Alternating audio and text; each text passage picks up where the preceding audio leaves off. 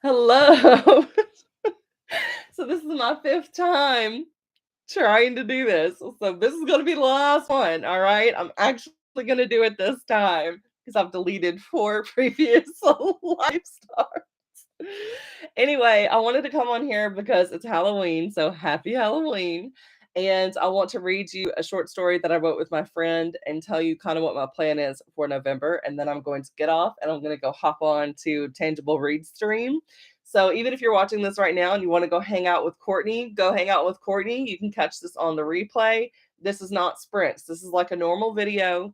I just didn't want to have to edit and upload and do all that kind of stuff because I have plans for this afternoon, but it's Halloween. So I wanted to do this for Halloween.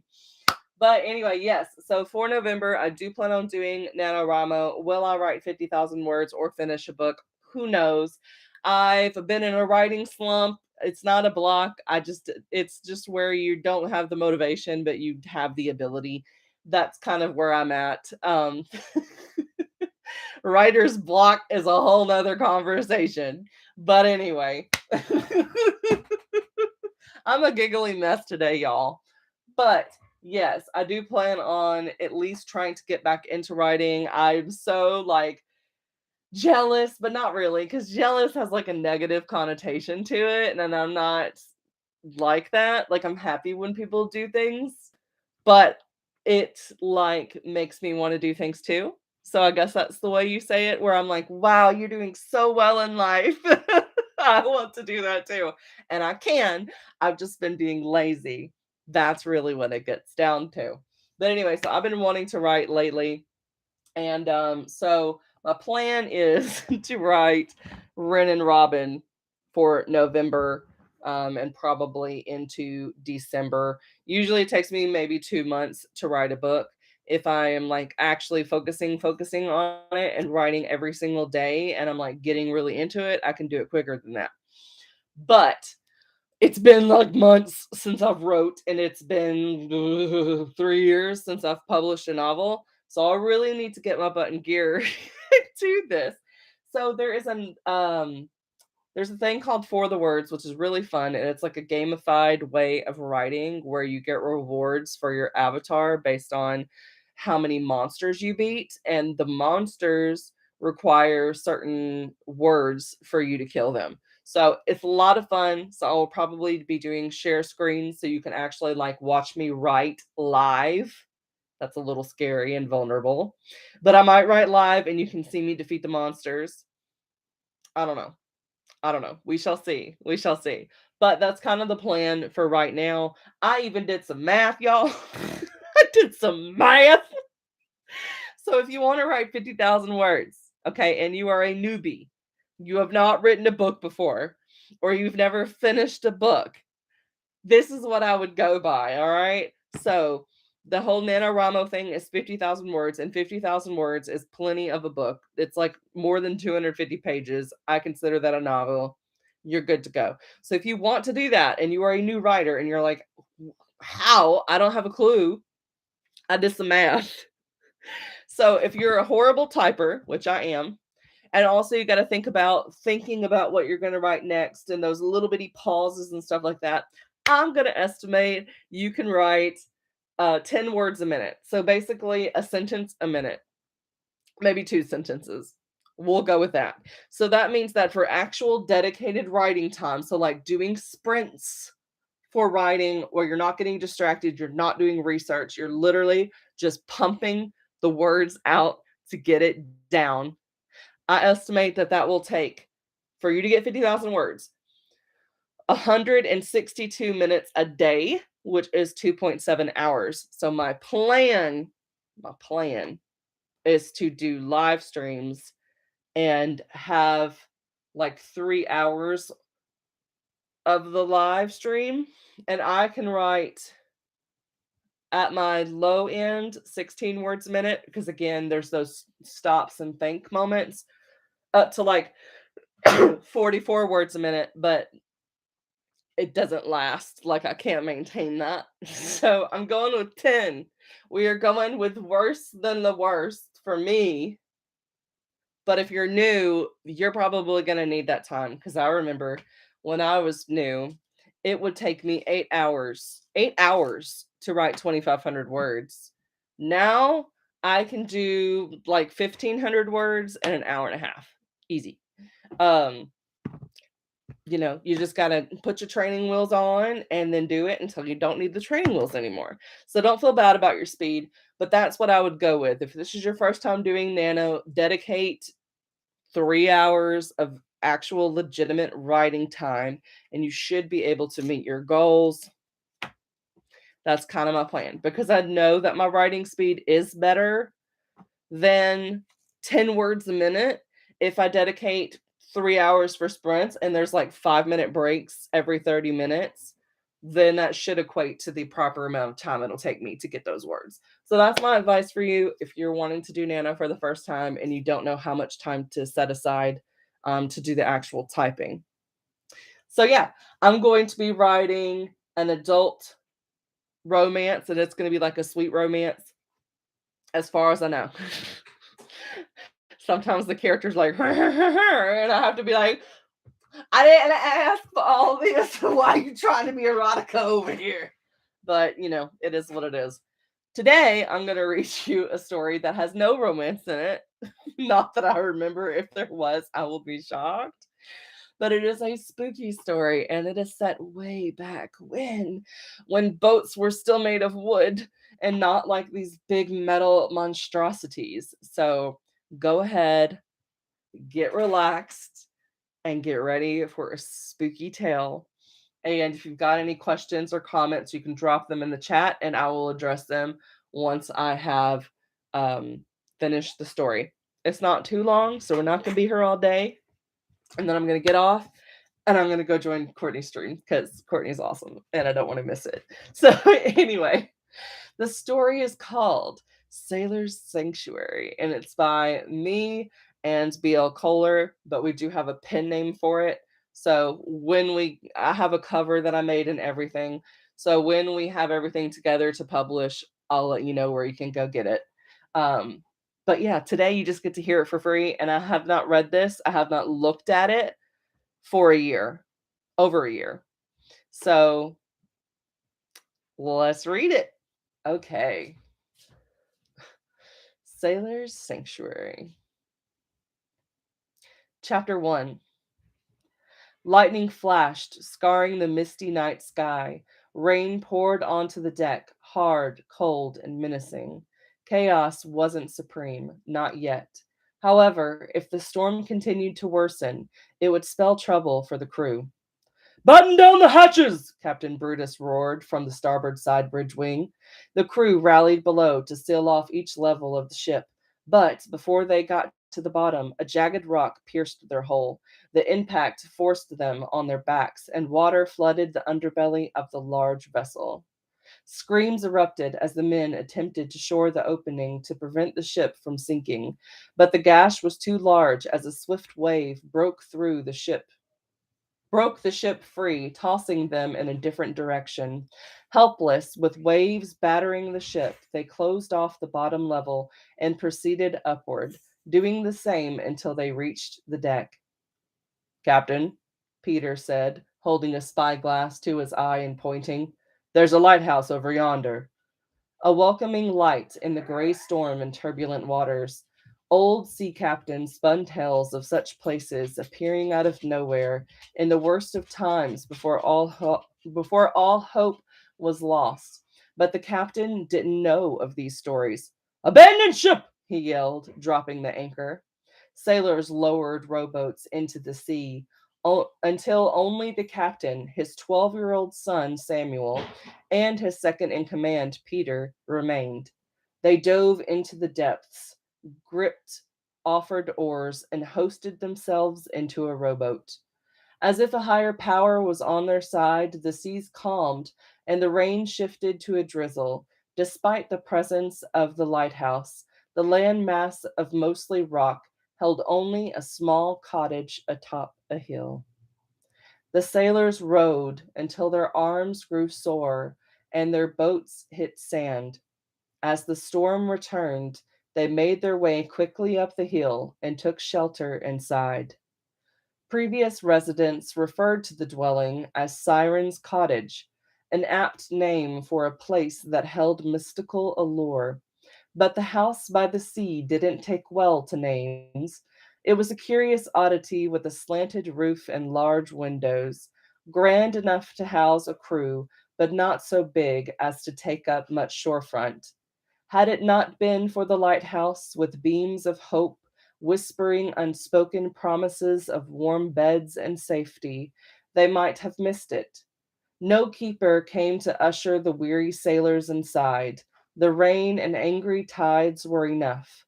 This is how the house greets its guest, unassuming, appearing as if bestowed by a wish. And it hungered, a ravenous beast, much like the oceans that lured victims in like an unsuspected double cross, as if they were a team.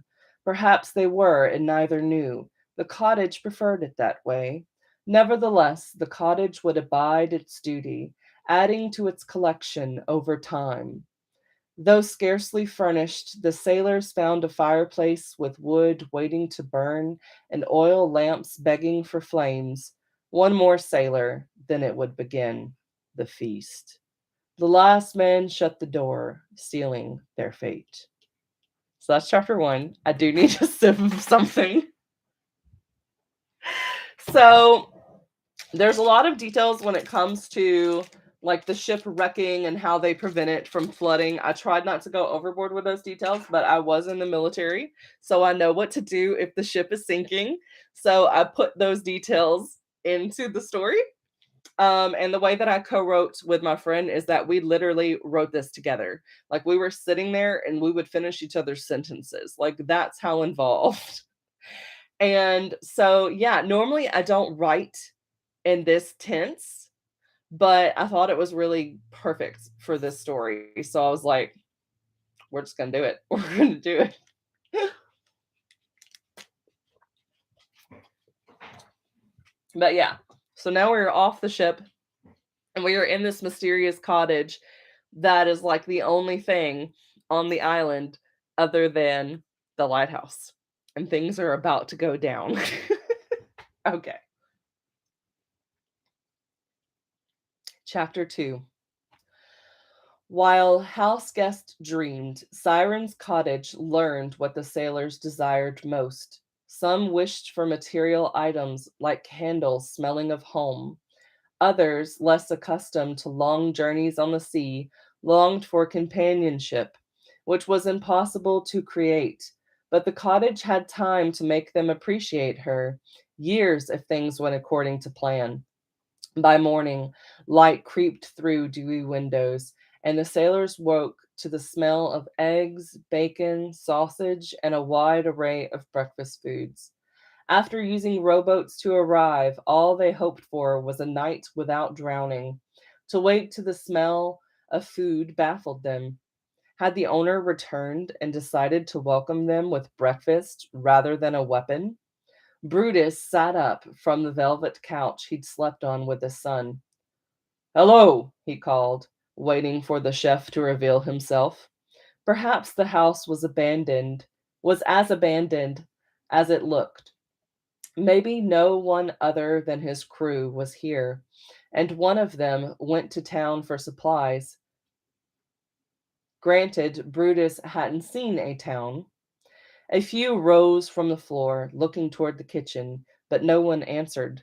The youngest of the bunch, the captain's son, who'd come with them for his first voyage abroad, went to investigate. Samuel let out a gasp. "There's a right feast in here." He didn't wait for the others to confirm what he saw wasn't an illusion. Samuel went straight for a piece of bacon, ignoring the tongs beside the plate, and placed the salty, fatty meat into his mouth. It had been over a month since he'd tasted red meat. He'd subsisted on beans, hardtack, and the occasional fish when the other members felt generous. Being the captain's son bought him no favors, only hardship. Samuel wouldn't let this chance at first selection pass him by. so he downed a handful of food before anyone joined him. Even the men lying on the kitchen floor hadn't been quick to arouse. Brutus squeezed his shoulder. All right, son, grab a plate like a gentleman. Samuel laughed. This may have been his first long term journey, but he'd been around sailors enough to know they were no gentlemen. At every port, they had their fill of alcohol, tobacco, and women. Underway, they carried on their vices, gambling, drinking each other under the table, spewing filthy language from their mouths. It's a sailor's life for me, Pa. With a pipe in his hand, Peter stepped over bodies still sleeping in the kitchen. There's a problem with the door. I can't get out to smoke. Despite almost all the sailors killing their lungs, Captain Brutus wouldn't let them smoke indoors. He said it clung to the walls and the chemical taste made his stomach churn.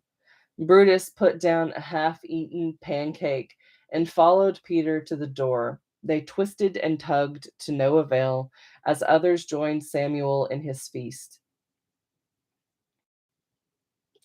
Brutus and Peter's harsh language woke those still sleeping. Then the sailors climbed to their feet and held each other at the waist, as if in some sort of human tug of war. The wood must have swollen from the storm, Peter reasoned. In agreement, the sailors stopped and moved to the buffet, consuming it within minutes. No one cared about the source of the food, but when they finished and began to spread out, a few of the men noticed a hallway. Was this there last night? Lincoln asked, running a hand over his red hair. I reckon so, Franklin said, but I have no memory of it. I would have slept in the hall over being between you two and the likes of Scotley. The man snores like a whale. I do not, Scotley said, and the whole crew grumbled. Oh, shove off. I say we investigate. Lincoln and Franklin stood side by side, allowing no one to pass as they ventured down the hall and peered into the various rooms. After several, they looked over their shoulders to see all of the men behind them, though the hallway hadn't appeared long enough at the start. Sorcery, Lincoln whispered, and Franklin agreed. I don't understand how this is possible, Franklin said. A room for each of us? The cottage was a speck on an island of rock when we rode in. No one owns a home like this. If they did, they wouldn't abandon it. A clearing of a throat came from the middle of the formation, and Brutus said, Gangway! Sailors hugged themselves to the wall so he could move to the front. Once there, he took off in a sprint, no longer stopping to admire each room. By the time he reached the final door, he was panting alongside his son, who had managed to keep up with him. Shall I open it, Pa? Samuel asked. Reluctantly, his father nodded. And that brings us to chapter 3. So now, not only has the sailors found this random cottage in the middle of nowhere after wrecking their ship and almost drowning to death, but food has magically appeared for them. And then there's this hallway that wasn't there the night before, and it's almost endless. So it's like it expanded because the cottage has a mind of its own. So what's going to happen next? Let's find out. Chapter 3. The grand library had a different air than the rest of the cottage, calm and serene. Furniture dotted the area, couches long and wide, beds on elevated platforms with privacy curtains, rugs from all over the world with red fabric and gold tassels, and a plethora of books stacked to the ceiling, a lifetime's worth. The room was a reader's sanctuary that one would never need to leave. One book sat unshelved on a glass coffee table with golden legs. Brutus opened the red leather bound journal to a gold key at the end of a necklace and cursive writing with a date on the page from not long ago. He handed the key to his son and silently read the message on the glued page that helped bind the book. Let no one else in. Your life may depend on it. Brutus scanned the room quickly, but it was just him and a son who eyed him questionably, having not read the note. Brutus slammed it shut and tossed the journal onto the table before sprinting to the door. He sealed it behind him, with his son still inside, and faced the others who were taking their time to explore. I claim this room. Peter, his second in command, was almost to him. Claim it? Are we to stay? Is there another storm I don't know about? No, no storm. But if the door has swelled shut, it may be in our best interest to take these last hours of comfort while we can. When the doors open, we'll go. I can try the windows, Peter said. I'm sure most of us can fit through. Yes, Brutus said. Gather a few men to see if you can find a way out, and come when you have news. I'll try to find answers about the house's peculiarities while you're gone. Peculiarities while you're gone. There's an explanation for everything. Peter bowed his head and about faced, calling the others' attention and doling out orders. Back in the safety of his room, or rather library, Brutus locked the door and turned to see his son examining the journal. A fortnight ago, Samuel said, reading the date. A fortnight is like 15 days. Um, Brutus straightened his back and pursed his lips. You must keep this a secret from the others. Do you understand? Samuel swallowed. Loose lips sink ships. Precisely. And this, my son, may be our new ship. I don't foresee this well of a dwelling, no matter how fantastical, spitting us back onto shore. Then we should start reading. Samuel pointed to the bottom of the page. There are numbers here, an index of sorts, with a backward arrow. I believe it may indicate the previous journal. Brutus joined him on the couch. Then our search for answers begins. On to chapter 4. What answers are they going to get about this creepy cottage? And where did the journal writer go? All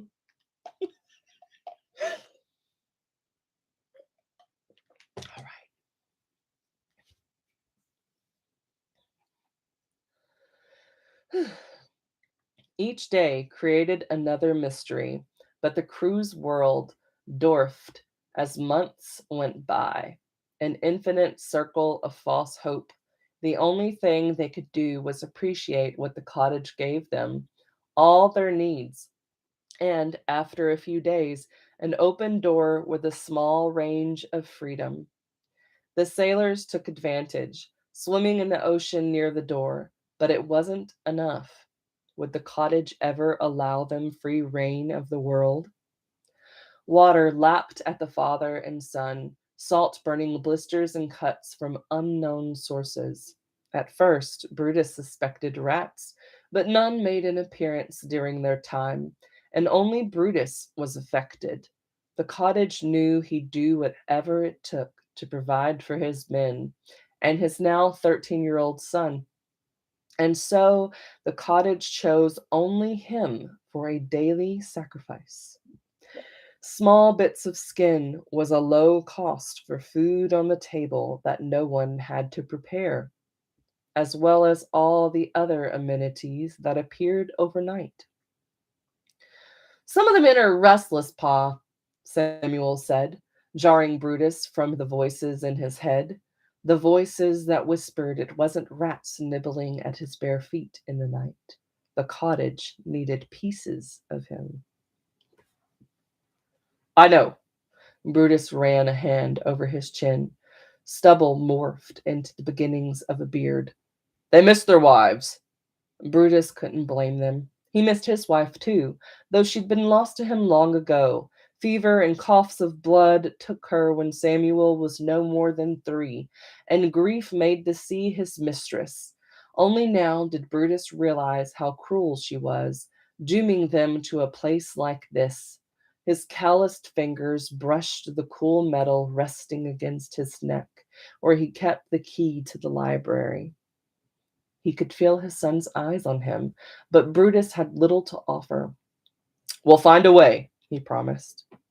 Samuel gazed out to the shoreline and shook his head as if he could read his father's mind.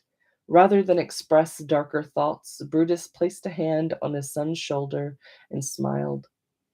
We'll go into town, he said, confident he could will it so. Samuel's eyes lingered over him for a moment before he nodded. Pa, every morning we wake up in a new place, with only so far to travel from the cottage, and no one can see us. It's like we're ghosts. Town is starting to make me more depressed than staying in, and there's no guarantee we won't wind up someplace desolate like the night we entered. Despite Samuel's reservations, the crew ventured out when the cottage appeared in a fishing town.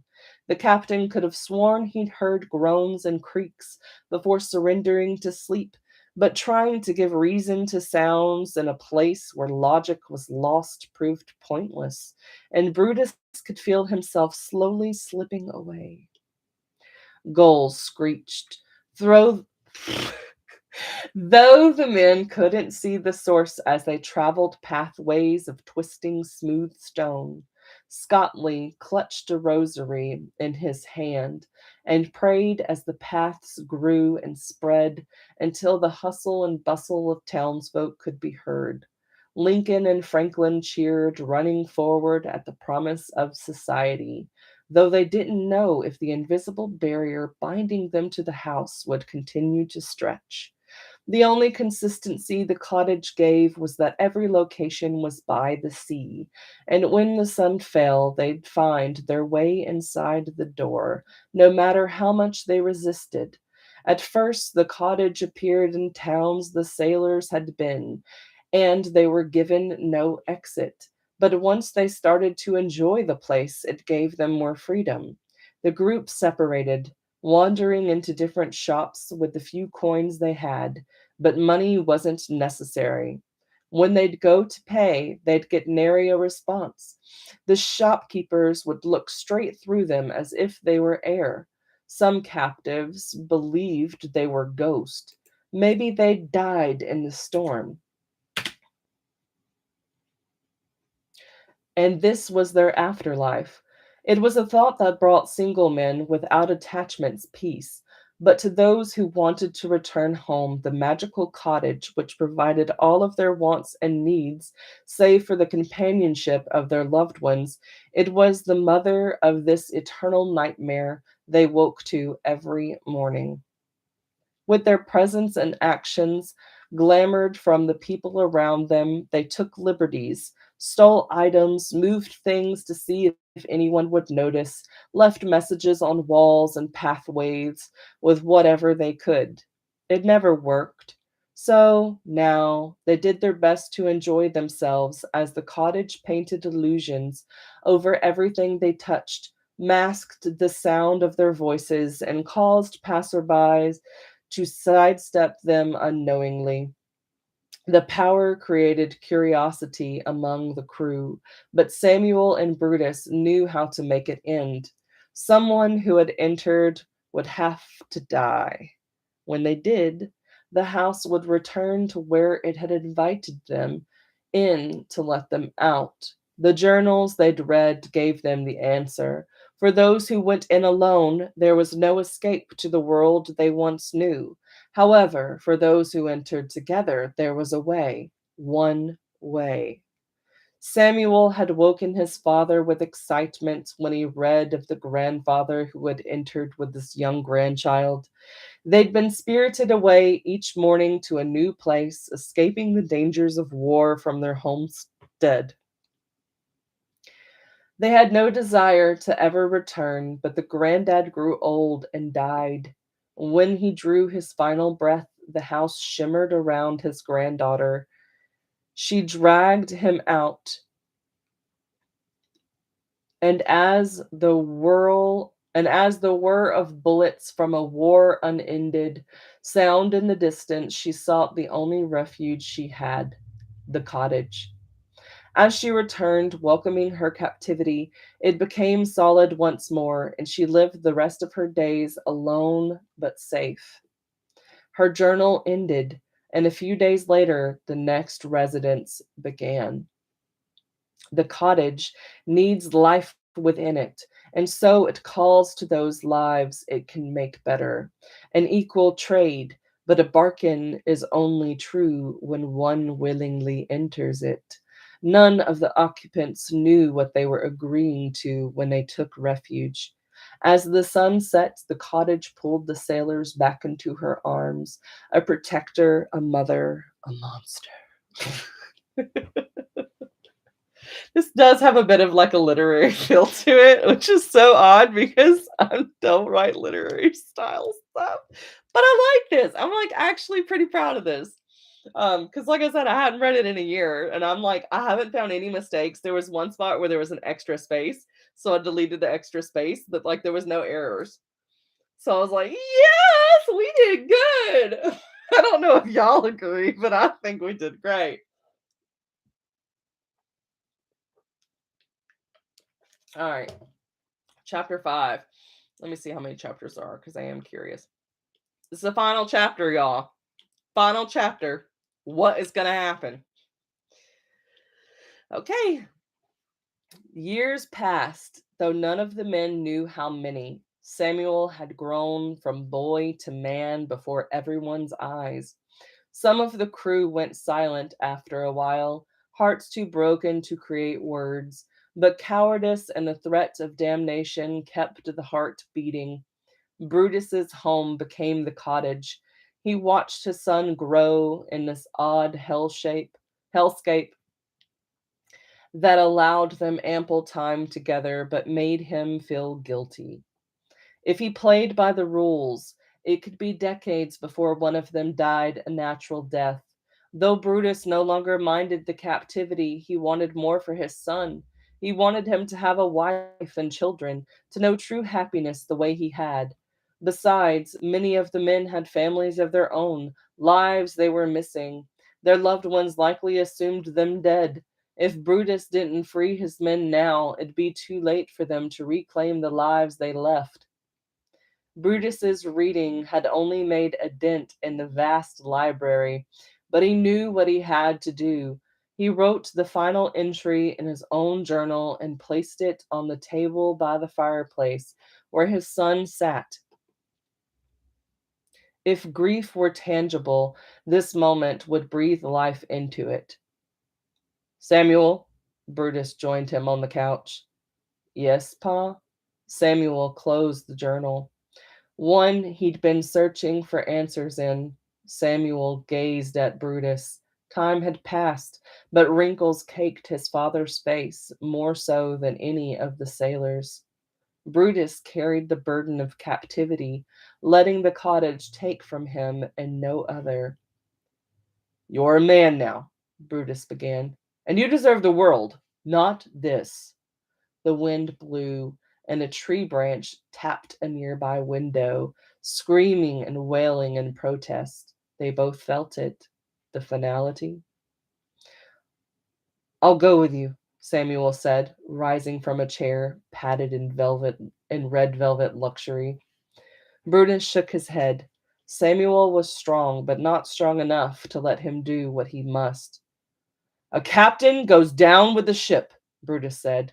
If there were any other way, it would be in the later journals, Samuel whispered before embracing him. He had to be a man now. He'd made his father promise to tell him when the time came so he could say goodbye, a gift he wasn't given from his mother. As the small world outside cried in the form of a raging storm, the captain removed the key from his neck and placed it within his journal for the next person to find if his plan didn't work. You know what to do, Brutus said, squeezing his son one last time and planting a kiss on his head.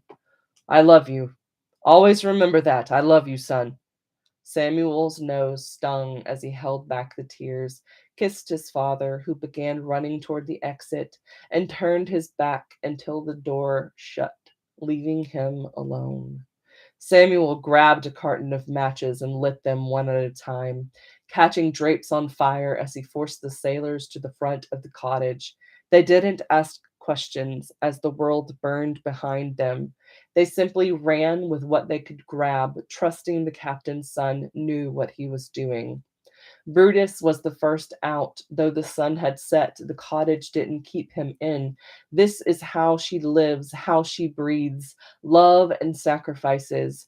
Of all those who had dwelled within her walls, Brutus knew this best. But when the men came tumbling out with him and her skin began to burn, she had to stop him. A tree fell in an attempt to block Brutus's path to the sea, so he shouted into the howling wind like no man ever had, all the years of struggle and longing personified into sound. He vaulted over the tree trunk and ran into the waves that had lapped his feet earlier that day.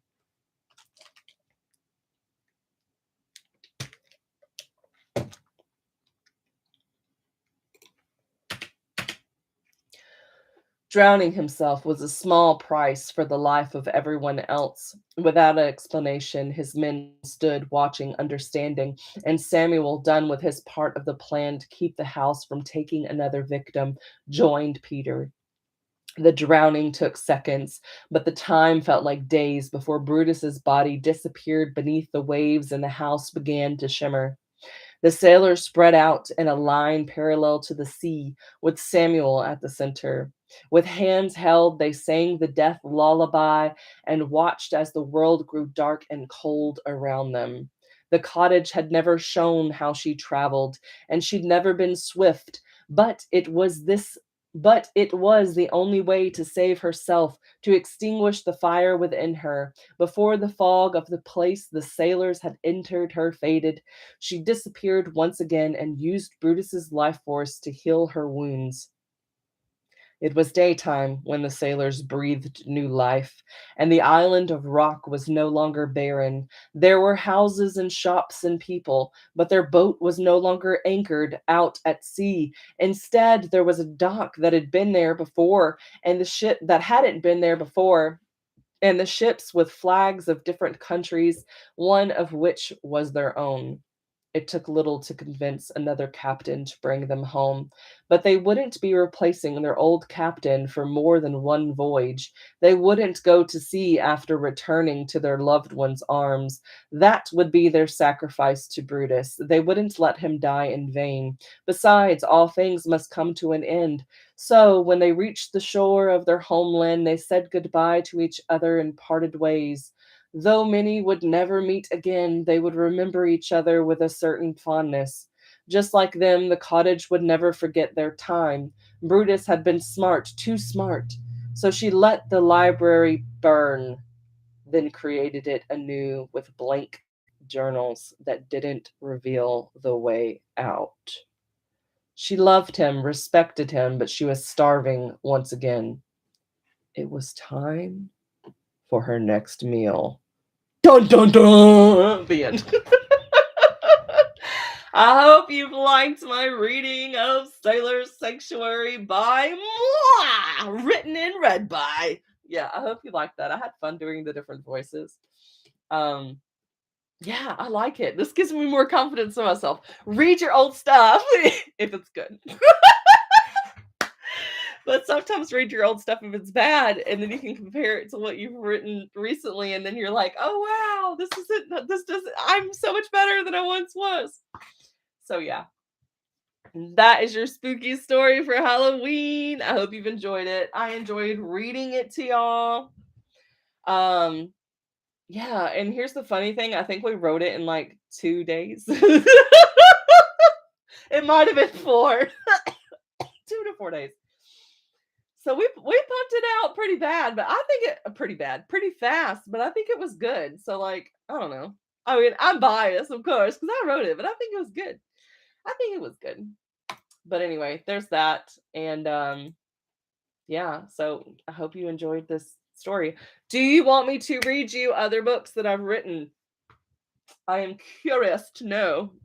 I do have a fantasy short story in Ephemera, which is the Ephemera is a collection of 9 short stories from not 9, 11 short stories from 11 different authors and 11 different genres with 11 different prompts from 11 different people. Um, it's really fun. But mine was a fantasy story. So let me know if you want me to read you that one. But that one I'm going to turn into a trilogy. So it's in Ephemera as a short story, but it's going to be turned into a trilogy. This one that I just read you is a standalone, but technically it's a prequel short because we ended it with the library letting itself burn. So the next people that get taken in won't have those clues. There will be journals because this was like hundreds of years ago. So we already know what we're gonna do. It's gonna be some teenagers who get trapped. But and there is a way for them to get out. But will one of them have to die? You'll have to read to find out. You'll have to read to find out if one of them has to die or not, or if they can outsmart the cottage. My hair is so shiny today. Shiny, shiny. I haven't brushed it, so it's a mess. But yeah. What are y'all dressing up as for Halloween? I am the queen of the galaxy. So I'll show you how easy my costume is. Um, black shirt, galaxy pants, and then I have a crown. I have a crown with emerald jewels, and I have a cape. So I'm going to be the queen of the galaxy because I'm lazy. I also have a headpiece for Scarlet Witch, and my cloak is reversible. So one side is black and one side is red. So I can change up my costume if I wanted to. But I'm very comfy in my galaxy pants. So I'm going to stick with that. But yeah, that was all. So I hope y'all enjoyed it. Again, let me know if you want me to read any of my other stories. And if you made it all the way to the end and you really liked my writing, and you want to read more, of course, you can go to Amazon if you want to support me that way by purchasing books. I have a couple of stories that are out that you can get. I'll show you what they are. One of them is free. So let me pull up my thing.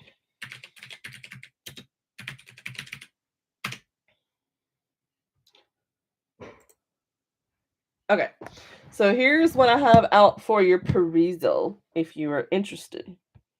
So this is Last Card Standing.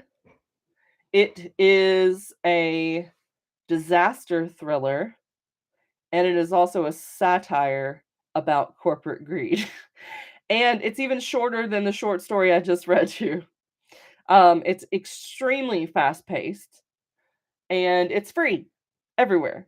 Like you can go get it everywhere. Then I have this one, Ephemera. And so it's $2.99, but it's got 11 stories from 11 different authors. They're amazing. So I curated this with my editor, Kate Marie. So we did a blind submissions process where people would send her the email with a sample of their writing, and then she would make her decision on yes, no, maybe, but she wouldn't tell me what her decision was. And then she would send me the text only. So I would not know whose submission it was at all. And then I would give her my yes, no, maybe. And when we both said yes, then that person was in. If one of us said no, that person was out. And if it was a maybe, then that's where we discuss the reasons why we might go with them or not go with them. And we wound up with 11 authors. So this is something that we plan on continuing. So there should be a second ephemera collection, but it got delayed. It was going to be Magic by the Sea. So I don't know if we're going to change the theme or not. The story that I just read you was my story that was going to be in Magic by the Sea. So we shall see what we do. But if we do still do Magic by the Sea, some of the authors we told them that they could pull out and go ahead and publish their stories. So if they've done that and we need more authors, we will do another submission thing. So if any of y'all are interested, you can go ahead and start writing a magical story by the sea, and maybe we'll include it. Then I have two um, romances. So this one is the first one, Unwrap My Heart. This is a friends to lovers romance that also takes place around Christmas. So if you're ready for the Christmas season, you can go ahead and hop on that. And I will tell you, it's got a bunch of triggers. It has got a lot of triggers. So you might want to read a couple of reviews to see what those triggers are. Um, we did add a trigger page in the physical copy, but we never updated the ebook copy. But if you go on Goodreads, there's an extensive list that tells you exactly what the triggers are. So basically, I wrote my own review. I didn't rate it, but the review I just used to put the triggers if you need those. But yeah, there's a lot of triggers. um, and then this is the second book.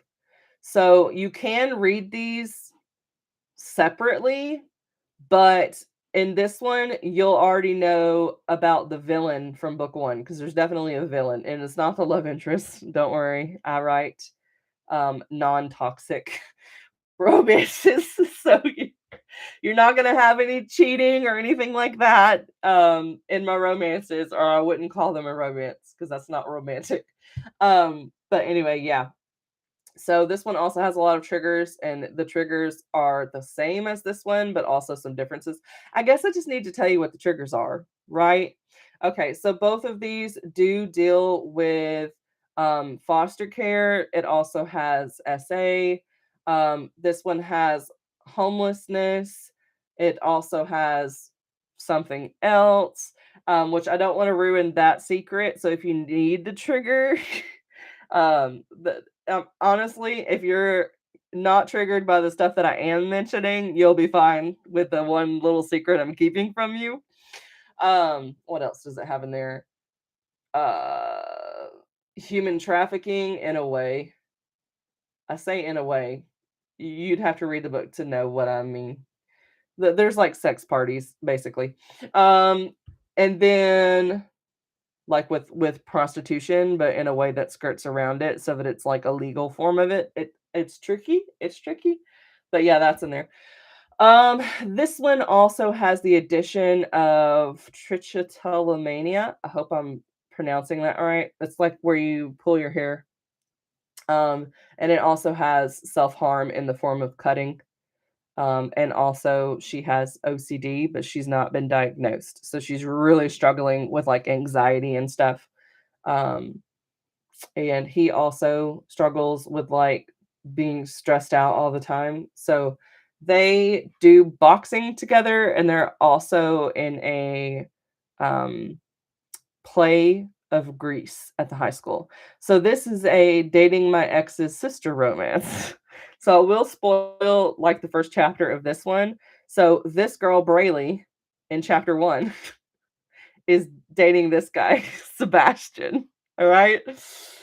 Brayley is the older foster sister, and so Izzy is the younger foster sister. So Izzy's been living with the foster parents since she was 9 years old.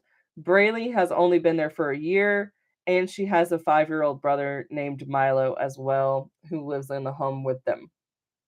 Okay. So this guy, Zane, is Brayley's best friend.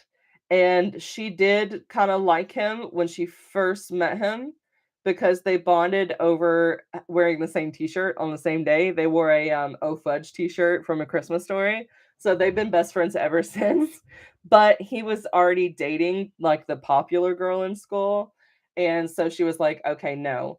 And this guy was really nice to her as well because Sebastian is this guy, Zane's best friend, and they're both on the same basketball team. So, so yeah, yeah, it got a little complicated. So she's carrying a secret, and it's a secret that I didn't tell you. I told you part of it because it's in the trigger warning. But there's a secret beyond that, beyond the essay. And she doesn't tell him why she gets kicked out on her 18th birthday in the middle of winter. She won't tell him the secret. And he's like, "Why can't you trust me? We've been dating for a year. Like, I don't understand why you can't just tell me." And so they wind up getting in a fight and breaking up. So that's like the beginning of the book. Like that's the first 2 chapters. When I say I write concise books, I mean I throw you in. I throw you in. All the drama. But anyway, so obviously this is a romance. Duh. Like look at the covers. Like come on. So obviously, duh, she's gonna wind up getting with Zane, but boy is it a struggle. And so then poor Sebastian's all alone and angry and hurting, and there's an enemies to lovers thing going on with him and Izzy, which is the younger foster sister. Um, and Izzy is also handling the essay very, very differently from Brayley. So there is also a trigger warning for like Stockholm syndrome. Um, Izzy has just been through the ringer. So is Brayley. The you'll have to just read it. But yeah. So major trigger warnings with both of those books, but I would say that they're very good. We get good reviews, as you can see. There's not many of them, but we get good reviews. Um, then a spooky Halloween one that I also wrote with B.L. Kohler, which is the same author that I co-wrote the story I just read to y'all, is this Halloween one. And we made it cheap. So it's only $1.99. And it's a little bit longer than the one I read to you today because it's 6,900 words. And the one I read to you today was, oh yeah. So the Halloween one is like twice as long as Sailor Sanctuary. Um, but yeah, so this one takes place on Halloween night. It is in the magical town of Dewhurst, Mississippi, which I created. That was a solo creation on my part. And Britt had her solo creation of a town called Becton, where paranormal stuff happens. So we decided to write a crossover story. And her characters are also going to wind up being in later books in this series with the Dewhurst. They're going to be like in the finale book. Spoiler alert. Anyway, yeah. So this is when my characters from Dewhurst are 16 years old. It's Halloween night, and they have this annual fair.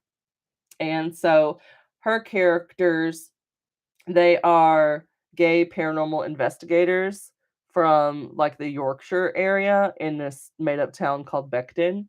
And so they come into town and they set up a fortune telling tent. Well, he winds up getting this tarot deck, and he's also in this very magical town even more so than his town, and it really heightens his like intuition. So he winds up giving extremely specific fortunes.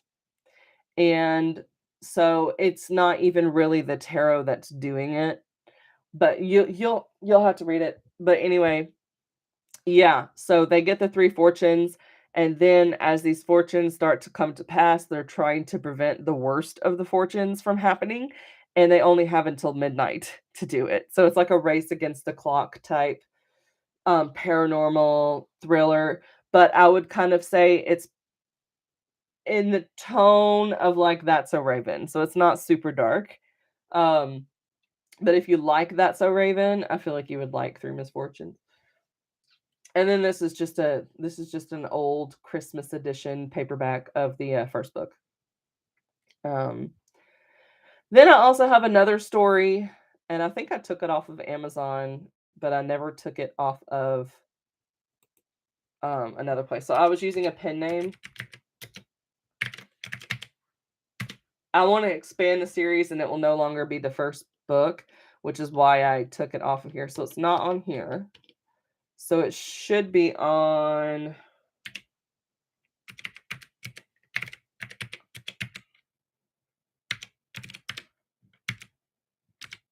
I'm just guessing at this link. Oh, no. Okay. Um,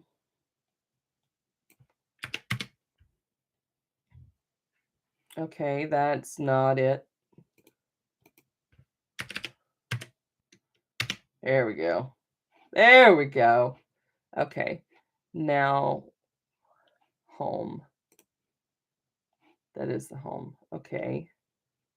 Authors. Do I have to log in? Am I gonna have to log in? I think I'm gonna have to log in. But you know what? Let me just see if I can do it now that I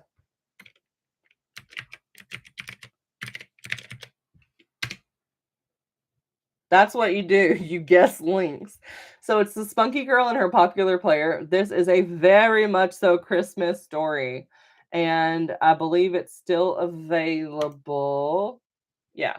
It's telling me it's still available on Kindle, but it is not. So I don't know why it's saying it is.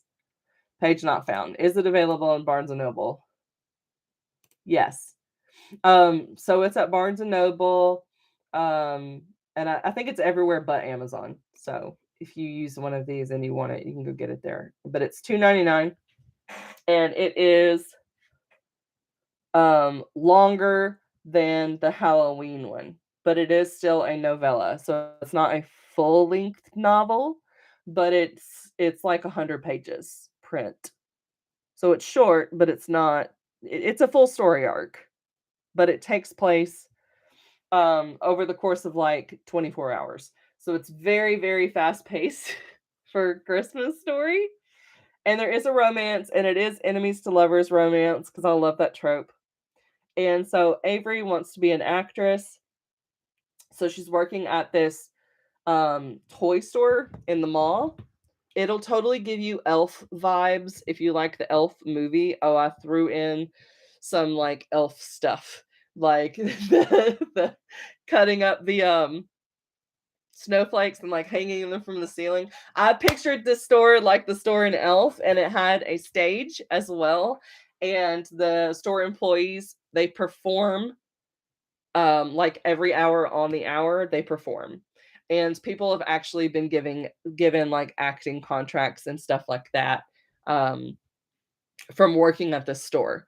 So she busted her butt. She had to audition to work there, like just as a regular, like stocking type employee, because they're all performers. So she had to audition. However, so she's Avery, which literally means like Santa's elf, and so does the name. Um,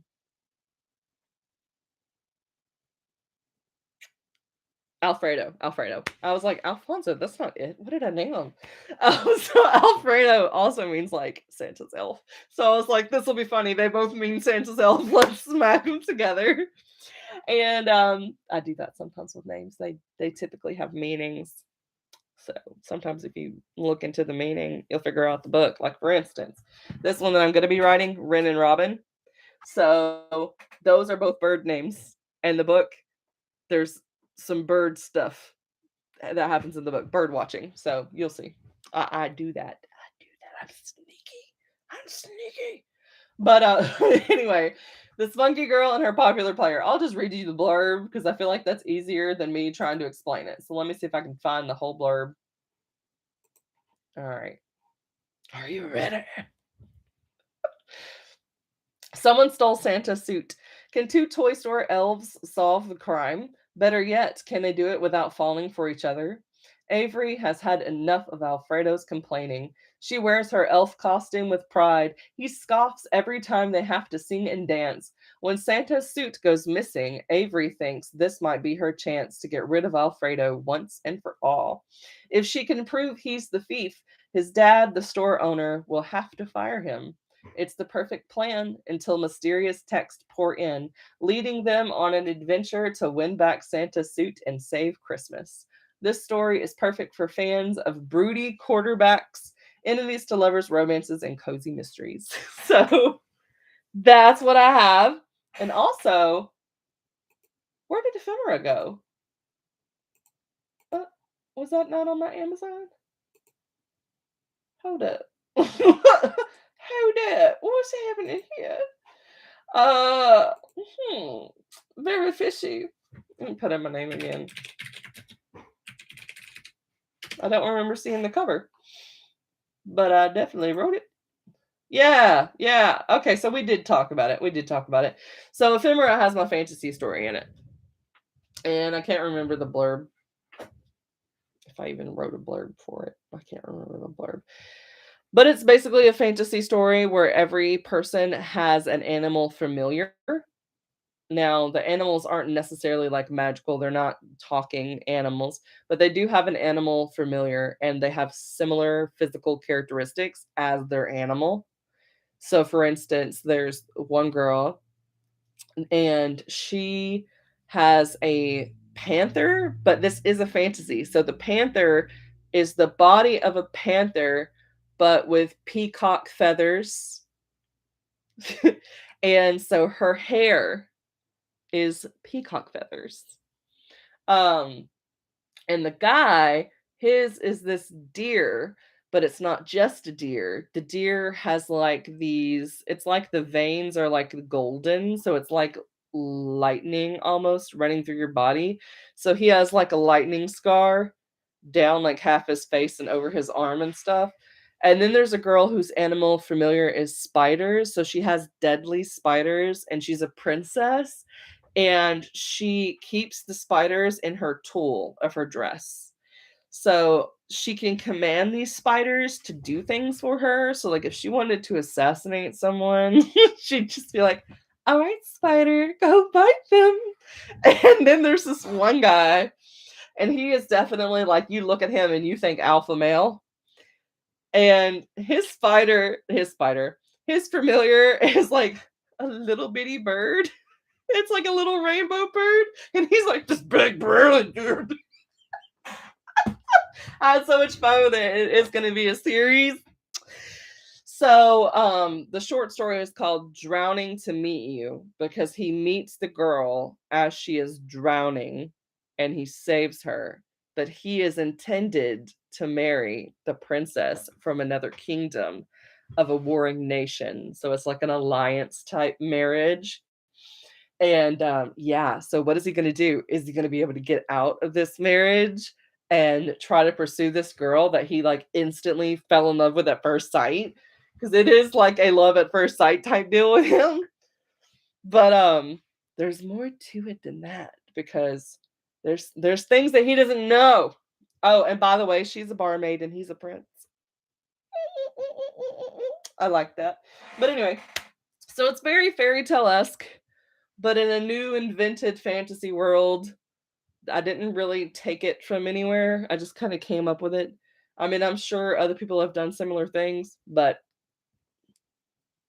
it's not inspired the way the Christmas story was by the movie Elf, if that makes sense. Like I took a lot of like elf stuff from that, but I didn't for the fantasy story. So the fantasy short story in there would be cool to get your hands on. It's 8 chapters long, so it's still pretty quick pace. I can't remember how long it was. It might have been like 5,000 words. It's pretty short. Um but you do get a full story. And it's only in the collection Ephemera and it's going to be expanded into a 3-book trilogy that follows different characters. So you're going to get the girl with the peacock feathers for hair and the prince in like book 1. And then book 2, you're going to get the princess with spiders and the bird dude, the guy with the bird. And then book 3, I invented another character that wasn't in the original short story. So he has a younger brother who is trying to find his familiar because sometimes you don't find your familiar until you're like a teenager. So he's on a quest to find his familiar, and the princess had like came over. There was another princess that was coming to like court him, and then there's this other girl there that's like her maid type. So yeah, but the series is called A Royal Affair, and it's like they're all intended to kind of be with one person, but they wind up with a different person.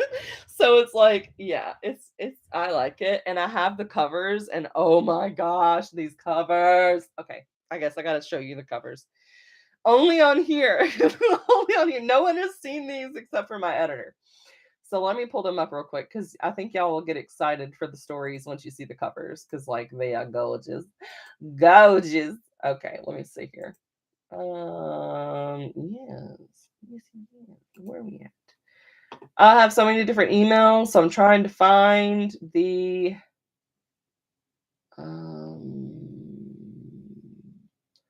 I just got to find the folder where it's at. So I think it's a different email because I have like 7 different Google Docs. It's really ridiculous. I think it might be under that one. Covers, yes. And these I did not make myself. So they're like truly gorgeous. And of course, that's not the one. I'm trying to find it. Oh, shared with me. That's what I need. No. I have one called graphics, but I don't think that that's it. I'm pretty sure it has my, yeah, that ain't it. It has my name on it. I'm almost there, y'all. I'm almost there. Let me check the other one and click shared with me real quick.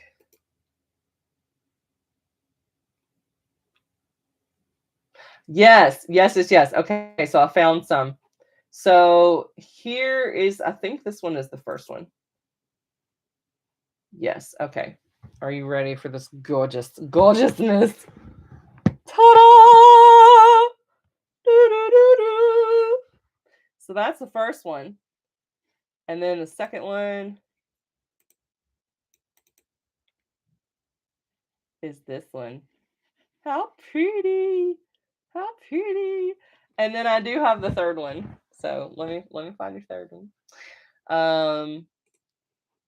I think is the third one not in here? Oh, I have a PDF of the third one on here. So it's probably going to be like the full paperback cover if it'll load. It did load, but it's very small. So let me blow it up some. Oh, that's too much. There we go. And so I have his match being a dragonfly. And then he also has a deer. So more butterflies. Ain't it pretty? Oh, so yeah, I need to expand it because it was a short story, and then I saw the first cover, and I was like, oh, I have to have this because it was a pre-made. And then I saw the second cover, and I'm like, those go together. They're different images, but they go together. And then I saw the third one, and I was like, yep, yep, yep. So I had her just match the fonts, and then I had her. She added some elements based off what I said the characters were. So like this one here, it had the crown, but it did not have the antlers. So she added antlers. So yeah. She's amazing. Amazing. Let me see if I can find her Amazon page so y'all can see who I'm talking about because she's really good. She hasn't been making covers lately, except for some commissioned ones, because she's been writing so much and she's really hit it off on TikTok. I think I'm getting her last name wrong for some reason. Hold on. I'll put in her book. There we go. I was putting in an initial instead of her whole name. It's Rebecca F. Kennedy. Look at her covers. She makes them all. Gorgeous. She definitely has a style. Like it's very like dark fantasy stuff. So I go to her for that. Ain't they gorgeous? They're gorgeous. Gorgeous. But yeah, I have a lot of covers from her. So that's not the only one. I just showed you those because we were talking about the series. But anyway, let's see here. Dun, dun.